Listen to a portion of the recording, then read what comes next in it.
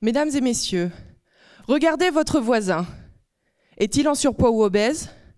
Non? Alors c'est que vous l'êtes probablement. Cela vous choque. Pourtant, c'est la réalité. Près de 1 Français sur 2 est en surpoids ou obèse à ce jour. Et dans le monde, c'est 2 milliards de personnes, soit plus d'une personne sur 4. C'est énorme. Sur l'image derrière moi, vous concluez directement, si je ne me trompe, que ces 2 personnes sont obèses.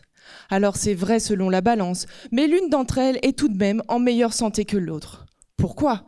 Car le gras n'est pas situé au niveau du ventre. Mesdames, vous pouvez donc prendre des fesses en toute sécurité. Alors en effet, ce gras du ventre peut vous apporter bien des misères.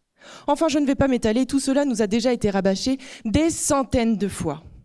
Mais ce que l'on sait moins, c'est que l'obésité est aussi propice à l'installation de mauvaises bactéries qui vont prendre la place des bonnes bactéries et s'installer dans nos intestins. Mon travail de thèse combine 2 stratégies pour déterminer si, ensemble, elles peuvent soutenir plus efficacement les bonnes bactéries dans leur reconquête intestinale.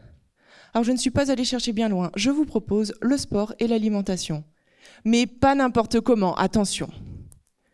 Tout d'abord, notre arme de destruction massive, le sport et plus précisément l'entraînement intermittent de haute intensité.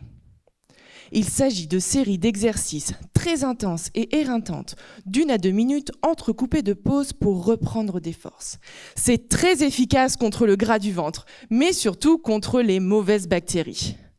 Mais il faut faire cela sur plusieurs mois. La bataille sera longue. À ces tactiques sportives, nous avons trouvé un allié surprenant, les oméga 3. Les oméga 3, ce sont des lipides et plus simplement du gras.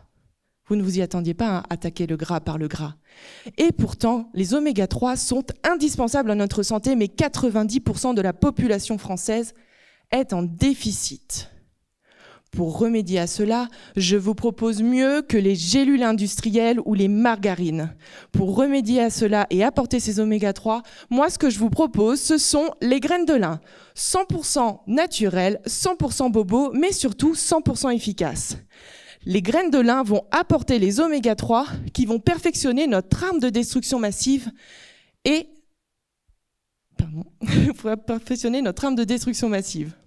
Nous avons montré que les populations bactériennes étaient plus diversifiées avec ces 2 stratégies combinées et que certaines bonnes bactéries avaient même repris leur terre et viré l'ennemi.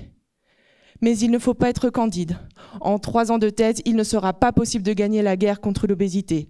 Mais nous avançons bataille après bataille. Voici celle que je vous propose aujourd'hui. Êtes-vous prêts à me suivre ?